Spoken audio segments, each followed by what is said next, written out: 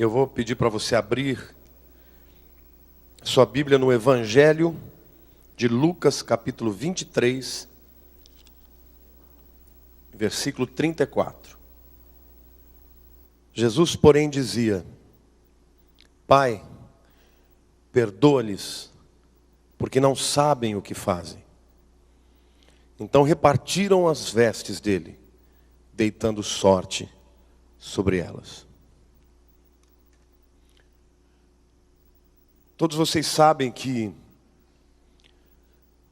na quinta-feira Jesus celebrou a ceia com os seus discípulos e foi para o Getsêmani. E lá no jardim, ele enfrentou a sua maior guerra, sua maior luta. Porque ele sabia que no dia seguinte ele seria entregue aos romanos e morto e crucificado.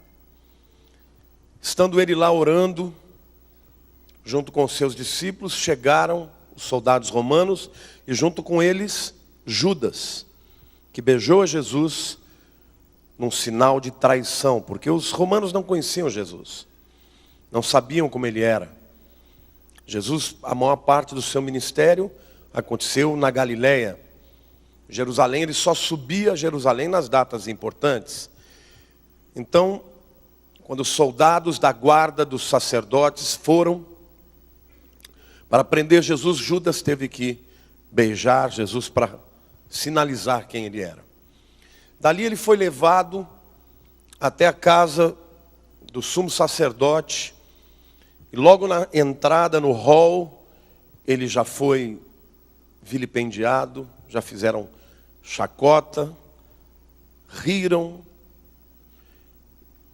o acusaram, e ele então foi levado para a presença do sumo sacerdote, e ali havia um grupo de líderes, partes desses líderes eram do Sinédrio, e ali também havia alguns judeus que foram contratados para mentir a respeito de Jesus, porque eles tinham que sair dali com uma pena de morte.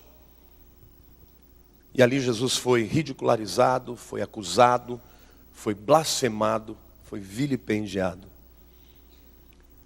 Dali o levaram para Pilatos, para Herodes, e passou pela mesma situação.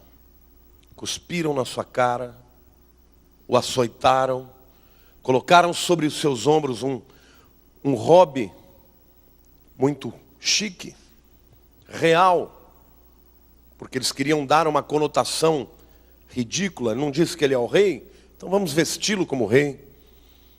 O colocaram sobre sua cabeça uma coroa de espinhos. Foi açoitado, esbofeteado, acusado, traído.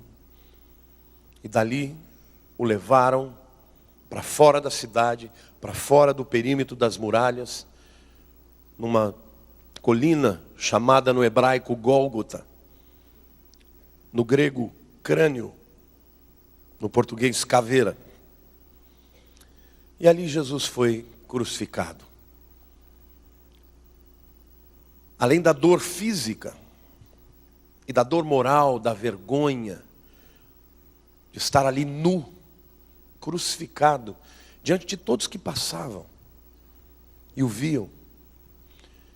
Muitos daqueles que estavam, a turba que estava tão inflamada, muitos destes eram aqueles que viram Jesus curar, multiplicar os pães, trazer a vista aos cegos.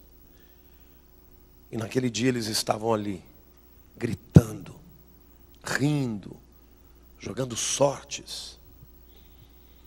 E durante esse tempo todo Jesus não abriu a sua boca.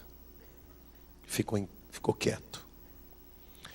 Mas houve uma hora em que eles começaram a gritar: Ele não é o Filho de Deus? Por que não salva a si mesmo? Salvou a todo mundo, por que não salva a si mesmo? Foi somente nessa hora que Jesus abriu a boca. E como era de se esperar, a sua palavra poderia ter sido uma palavra de juízo contra aqueles pecadores.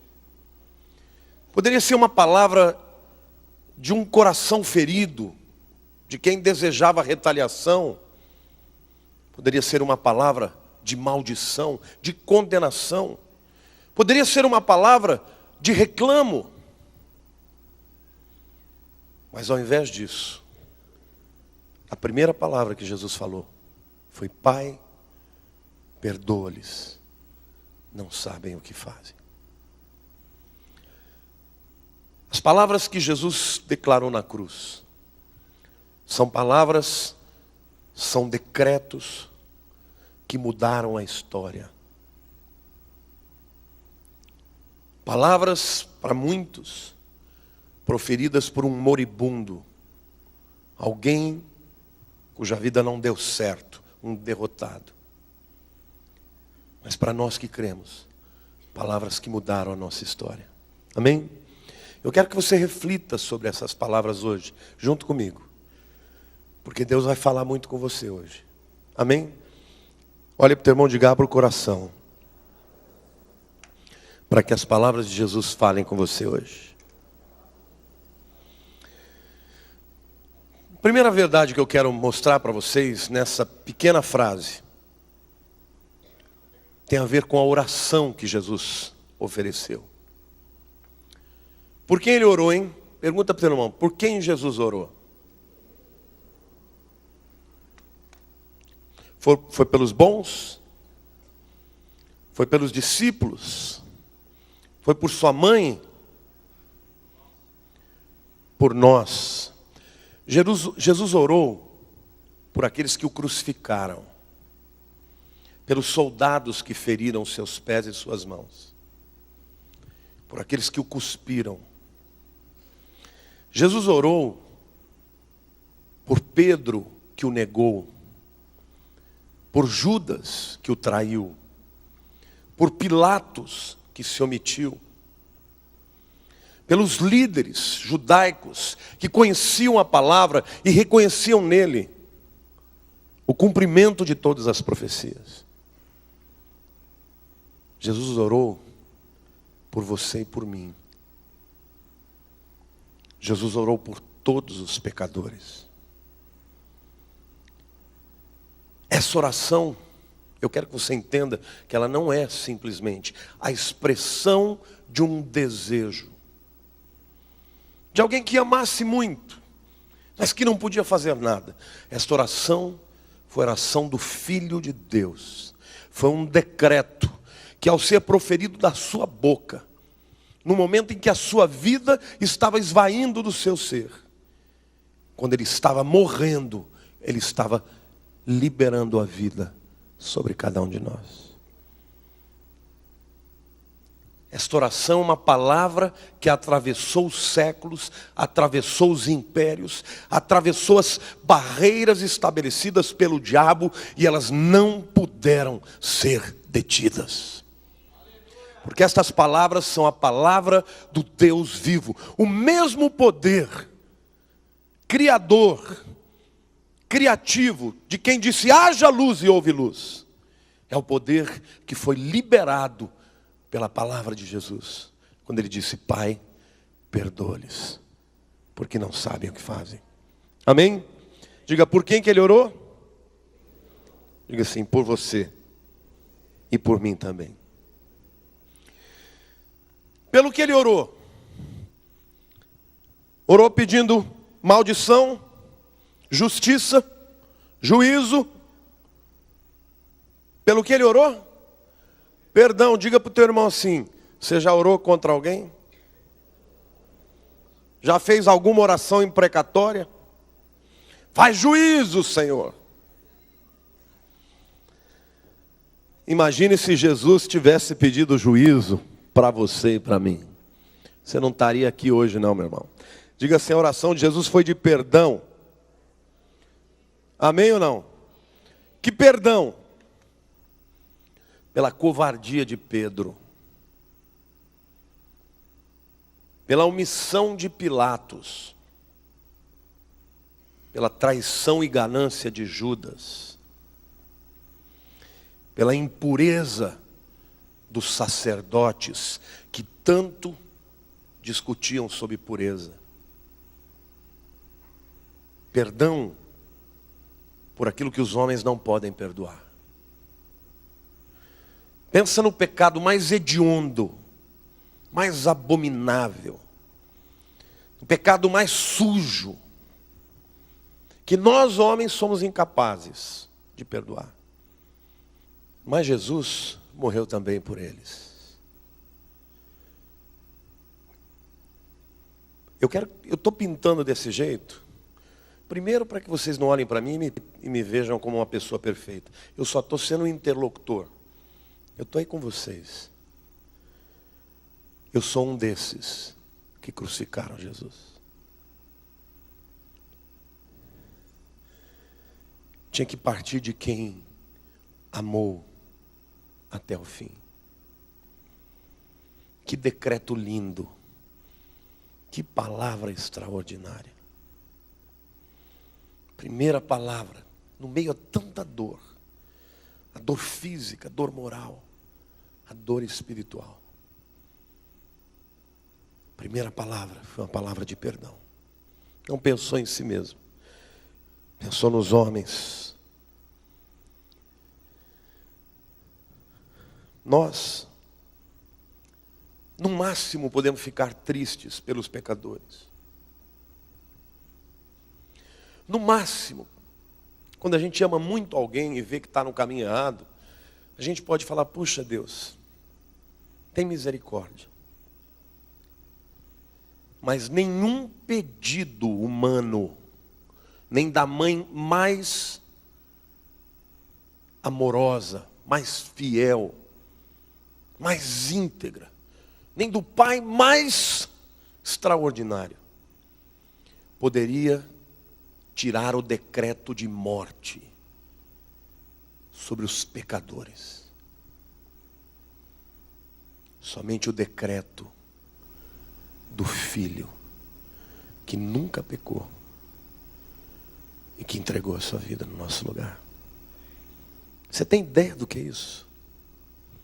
Você tem ideia de quem é o teu advogado? De quem é a pessoa que compareceu na presença de Deus, apresentando o seu sacrifício de sangue? É o próprio Filho de Deus, orando por você, por mim e por todos os pecadores, os mais desprezíveis para os homens. Deixa eu fazer uma pergunta para vocês. Quantos vocês acham que Deus é santo?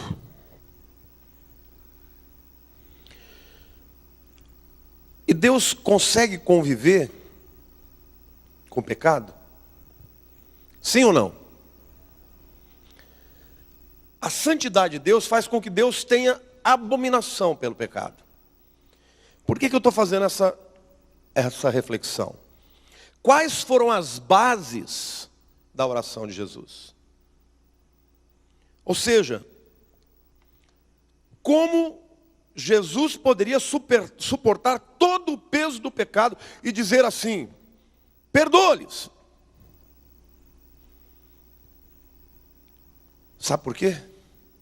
Porque a Bíblia diz que ele se fez pecado no nosso lugar. Toda condenação dos pecados de todo mundo foram para cima de Jesus. Então, em outras palavras, quando ele estava orando assim, Pai, perdoa-lhes porque não sabem o que fazem, ele estava dizendo, perdoa-lhes e condena-me. Porque para haver a substituição, teria que haver alguém justo perfeitamente, e que recebesse a condenação de todos os pecados, para que todos os pecadores recebessem e fossem imputados pela justiça. Então, quais foram as bases dessa oração? Senhor, o Senhor tem que condenar alguém? Condena a mim. Portanto, queridos, quem levou Jesus à cruz não foram os homens. Ele mesmo se entregou. Jesus disse, ninguém toma a minha vida, eu a entrego.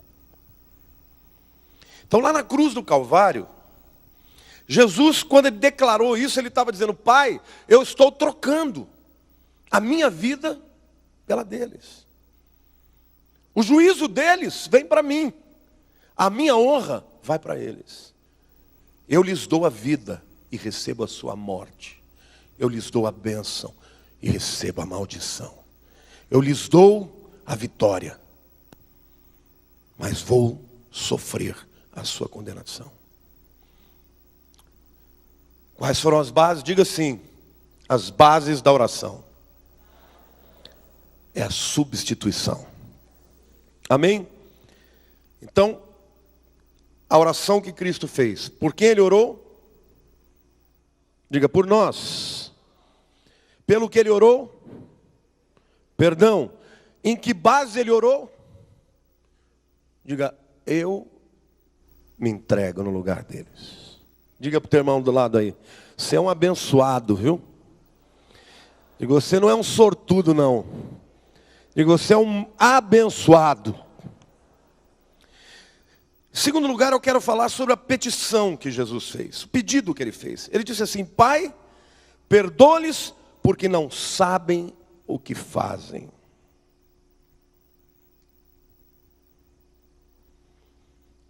Será que Jesus estava dizendo assim: Pai, perdoa, eles são inocentes? Sabe aquela coisa que a mãe acha que o filhinho é sempre inocente? O pai quer disciplinar, a mãe fala: não, tadinho, ele não sabe. Será que Jesus achava que aquele bando de safado era inocente? Quantos aqui acham que ele os considerava inocentes? Inocente significa que não é digno de culpa, que não tem culpa imputada. Quantos aqui acham que Jesus achava que eles eram inocentes? Ninguém? Todo mundo acha. Quantos aqui acham que eles não eram inocentes? Bom, mas então o que Jesus está querendo dizer? Porque não sabem o que fazem. Será que isso é uma figura? É uma retórica? É uma linguagem? O que Jesus de fato está querendo dizer com essa palavra? Jesus está dizendo o seguinte: eles sabem que eles estão errados, mas eles não sabem as consequências dos seus pecados.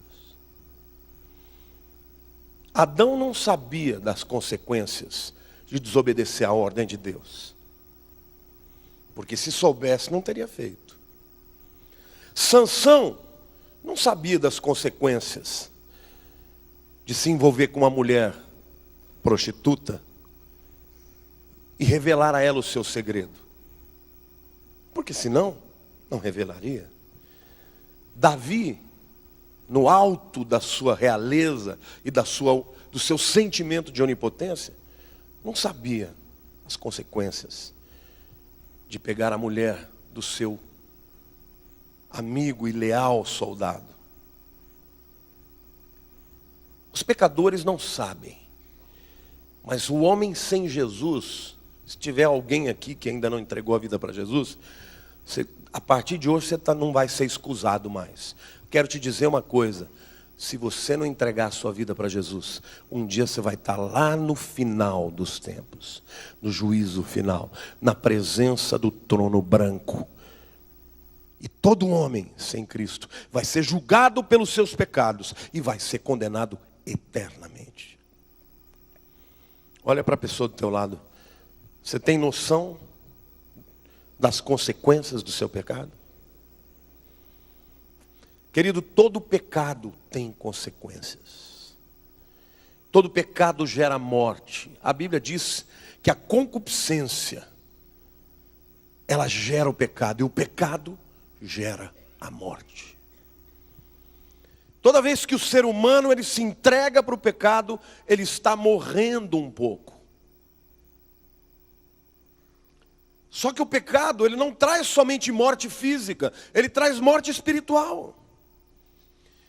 Jesus, quando ele diz: Pai, perdoa-lhes porque não sabem o que fazem, ele está dizendo: eles não sabem a profundidade do juízo que vem sobre eles. Ele não sabe o peso das consequências. Por isso que ele orou. orou para que Deus tivesse misericórdia. Jesus sabia que eles eram culpados.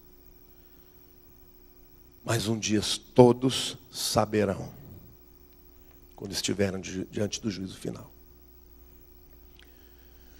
Quando Jesus ressuscitou e apareceu aos discípulos, ele ensinou os últimos ensinamentos, e no Pentecostes eles estavam lá todos reunidos.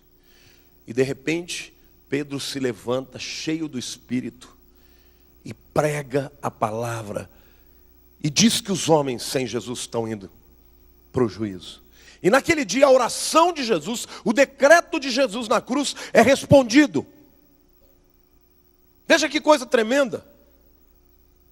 O Pai enviou o Filho, e o Filho veio para quê? Para morrer no nosso lugar. Mas Jesus foi e enviou o Consolador, porque o Consolador é aquele que vem para convencer o homem do pecado, da justiça e do juízo.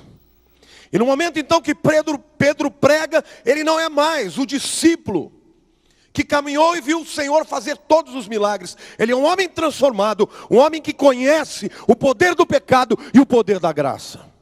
E no momento que ele fala e brada esta palavra, os homens 3.000 se entregam e se convertem. E a oração de Jesus tem o seu primeiro sim na era da igreja. E ao longo de todos esses séculos, a palavra de Jesus, perdoa-lhes porque não sabem o que fazem, tem atravessado as barreiras do tempo, as barreiras da teologia, da filosofia, das ideologias, das sociedades, e tem entrado no coração dos homens que confessam a Jesus e têm os seus pecados perdoados. Amém? Glória a Deus. Você pode dar uma salva de palmas para Jesus e dizer glória a Deus.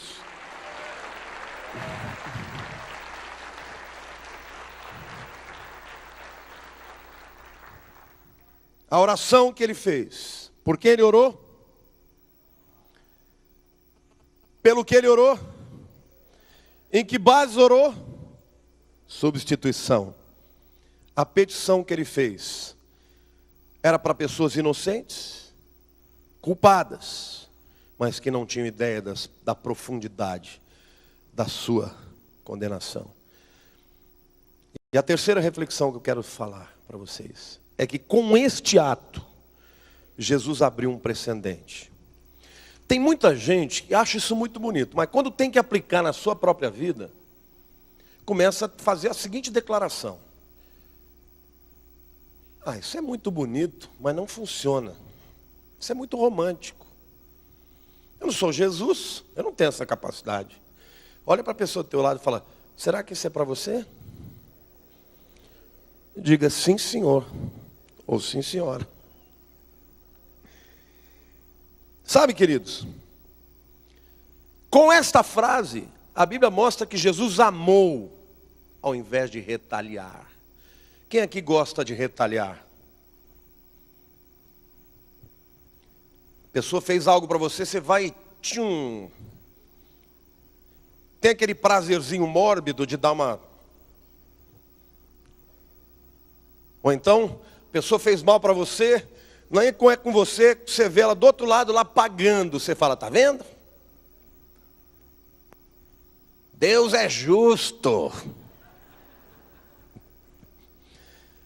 Querido, Deus é justo, mas Ele é misericordioso. Porque se Ele fosse agir com justiça com você e comigo, nós estaríamos mortos.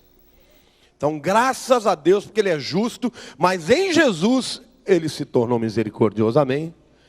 Então diga: Jesus amou e não retaliou. Então vou dizer uma coisa para você: retaliação é do diabo. Dar o troco, ficar esperando a hora, a oportunidade. Tem gente que explode na hora, tem gente que não explode, mas fica lá quietinho, né? Alimentando o veneninho. Aí a hora que solta, a peçonha mata. Não é assim? Você está pensando em quem naquela pessoa ou em você mesmo? Que às vezes a gente faz isso com mulher, com marido, com filho, com irmão da igreja. E aí não entende: pastor, eu não consigo entender porque meu casamento não vai bem. Lógico, você não deixa.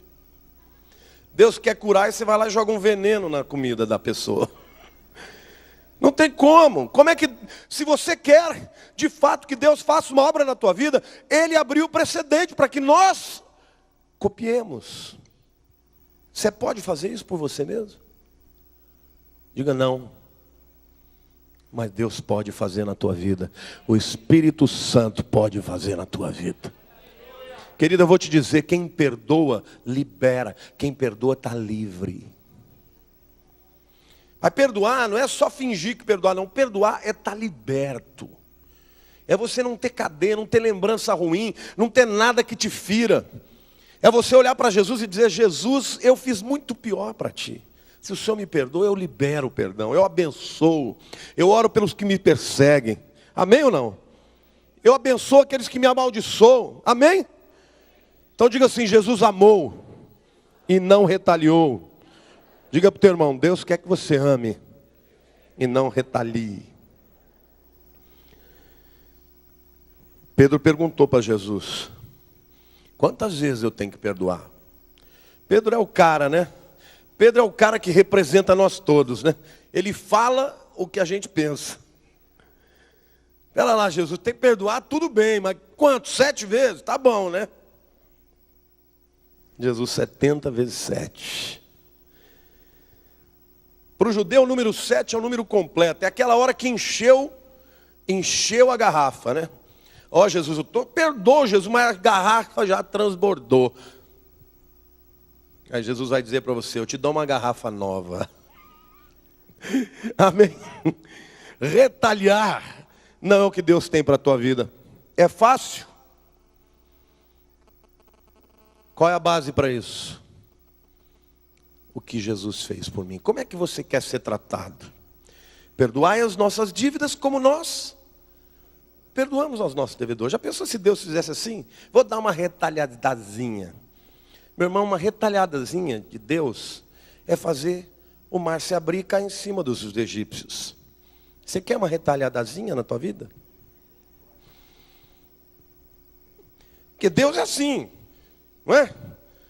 É a mesma coisa que você pisar numa formiga, deu uma pisadinha e esmagou.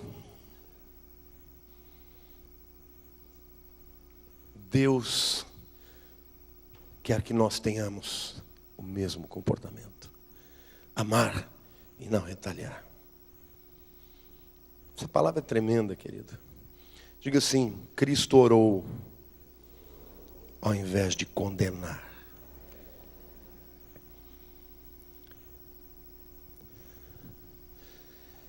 Que coisa linda. Sabe quando a tua mulher brigar com você? Ore por ela. Sabe quando teu marido fizer tudo aquilo que você odeia? Ore por ele. Não solta o veneno, não. Ore por ele.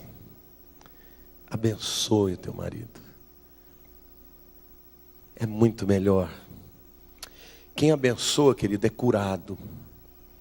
Quem ora é curado. Quem fica guardando rancor, quem faz contabilidade, porque a gente gosta de fazer contabilidade, na nossa contabilidade a gente está sempre ganhando. Mas eu quero dizer que muitas vezes você está perdendo, aliás, todas as vezes você sai perdendo. Só tem uma contabilidade que a gente pode fazer. Jesus, eu dei todos os meus pecados, peguei toda a sua santidade. É essa a troca que você tem. E aí, a Bíblia diz, quem ama, cobre multidão de pecados. Quando você ama, você olha para o outro que te feriu e você cobre os seus pecados com amor. Jesus amou ao invés de retaliar. Orou ao invés de condenar. Você é daquele tipo de pessoa que adora condenar os outros? Tem gente que vive criticando. Já reparou? Onde entra tem uma crítica. Está sempre criticando. Critica isso, critica aquilo, critica aquilo. Porque ao invés de você criticar, você não se torna um instrumento de transformação com o seu amor. Porque ao invés de você dividir, você não soma. Porque ao invés de você rebaixar as pessoas, você não as levanta. Foi isso que Jesus fez por mim e por você. Amém? Queridos, Deus quer fazer isso na tua vida. Deus quer que nós sejamos capazes de estar nos lugares e fazer diferença. Saber perdoar, saber dar uma nova chance, saber estender a mão, saber passar borracha. Tem gente que levanta coisa de 30 anos atrás, aquele dia, há 27 anos atrás, há 11 meses, 3 dias, 4 horas e 5 minutos, você fez aquilo, você falou que meu cabelo estava cebado. A pessoa nem lembra o que ela está falando. Mas ela lembra. Por quê? Porque ela alimentou. Porque aquilo fez um mal terrível para ela. Cristo esperou, ao invés de desesperar. Eu quis usar propositadamente essa palavra porque o desespero acontece quando a esperança morre. Quando você perde a esperança, você se desespera. Desespero é sem esperança. Cristo esperou. Sabe por que Cristo padeceu tudo aquilo? A Bíblia diz que Ele suportou a cruz pelo gozo que lhe estava proposto. Ele olhava para aquelas pessoas e ele dizia assim: Satanás, você quer que eu as amaldiçoe? Mas muitos desses serão meus discípulos. Muitos desses vão morrer por mim. Muitos desses vão ser transformados por mim. Então eu quero profetizar na tua vida, querido. Sabe aquela pessoa que você acha que não tem jeito? Aquela pessoa que você já riscou da tua vida e que ela está lá te atrapalhando, te atazanando. Eu quero te dizer, ore por ela, porque Deus pode fazer daquela pessoa um instrumento de bênção na tua vida. Deus pode mudar o coração dela. Deus pode mudar qualquer coisa. Ninguém impede o decreto de Deus. Deus é Senhor, querido. Deus pode fazer qualquer coisa. Ele sabe a hora certa. Ele sabe o jeito certo. Você muitas vezes pensa que é do teu jeito. Não é do teu jeito, é na hora dele. Querido, ora a Deus. Pede a Deus a sua soberania. Exalte a Deus por quem Ele é. Porque quando Ele agir com o seu braço forte, agindo eu, quem impedirá, diz o Senhor. Amém.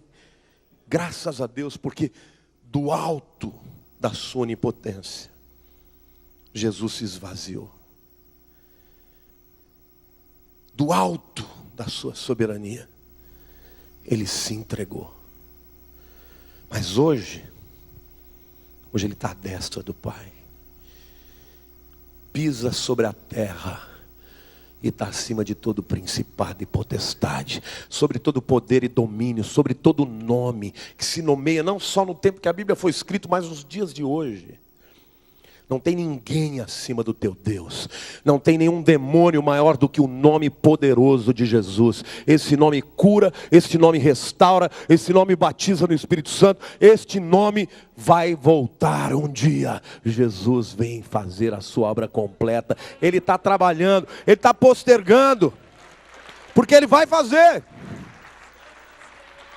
Então é para a gente entregar mesmo. Hoje, quando você for orar, você vai entregar os seus pecados. Para que você não tenha que viver com culpa. Mas você vai perdoar aqueles que te ofenderam. E não é com aquele perdão, né, que muita gente, não, perdoo.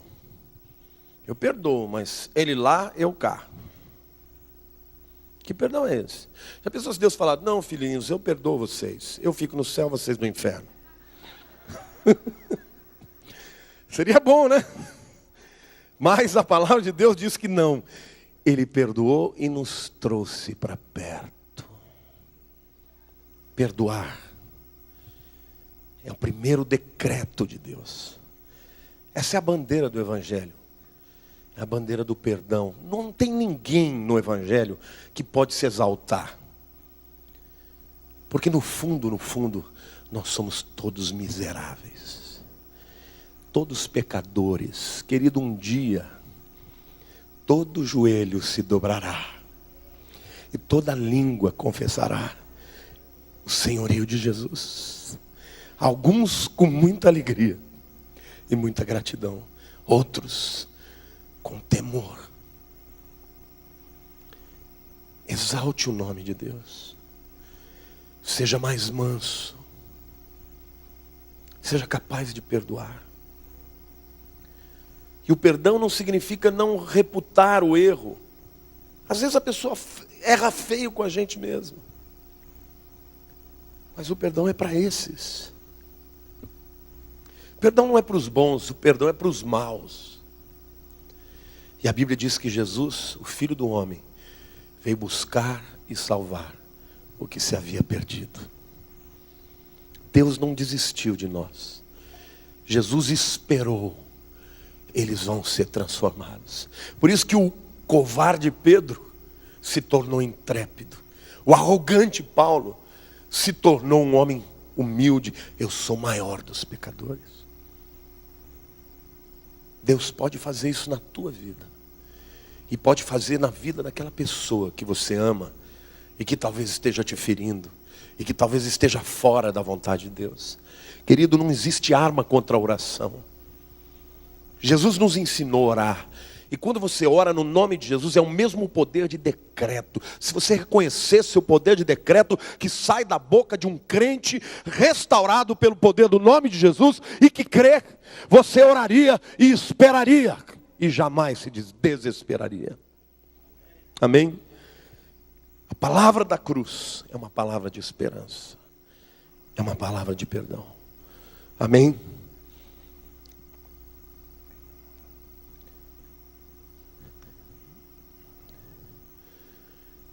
Cristo perdoou, porque Ele amou.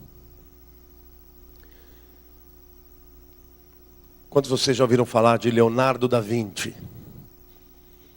Em 2008 eu tive oportunidade de ir a Milão. Se algum dia alguém for a Milão, é um passeio que não dá para perder. Dona Pina já foi ver a Cena de Da Vinci? É um dos quadros mais famosos do mundo e mais lindos. Mas diz que o Leonardo da Vinci, ele estava pintando, né, um mural na parede, pintando a ceia, a última ceia. Essa é a lenda que conta. E diz que ele teve uma briga feia com um grande amigo dele. E aí, isso os próprios guias contaram para a gente lá. E aí então diz que ele ficou com tanta raiva do cabra, que ele pintou na cara de Judas a face do inimigo. Já pensou? O grande Leonardo da Vinci, você colocar o rosto do seu amigo que brigou com você na cara de Judas. E diz que ele pintou e aí ele ia fazer o rosto de Jesus e não dava certo. Diz que ficava vários dias tentando mudar e não dava certo. Aí diz que um dia ele falou assim, Deus, eu vou ter que apagar a cara dele lá no Judas. E apagou a cara do Judas e fez um outro rosto. E diz que naquela noite, ele sonhou e teve uma visão clara de Jesus. E no dia seguinte, ele já sabia como pintar Jesus. Isso é uma história, a gente não sabe se é verdadeira. Mas ela ilustra bem uma coisa muito importante. Como é que nós vamos poder refletir Jesus na nossa vida? Se a gente estiver odiando, ressentindo. Como é que os nossos olhos vão brilhar o amor de Jesus? Se existem pessoas que você, quando lembra, tem vontade de matar, tem vontade que a pessoa seja prejudicada. Jesus quer que você reflita quem Ele é, mas seja capaz de perdoar. Até aquelas pessoas que nunca mais vão poder te pedir perdão. Alguns já morreram. Mas Deus quer te libertar hoje. Deus quer quebrar as cadeias hoje. Se você estiver disposto, querido, a crer que isso não é brincadeira, que isso é um decreto de Deus para a sua vida, hoje você pode sair daqui livre. Livre de culpa, livre de ressentimento, livre de toda a cadeia que Satanás quer colocar na tua vida para impedir que você caminhe em liberdade.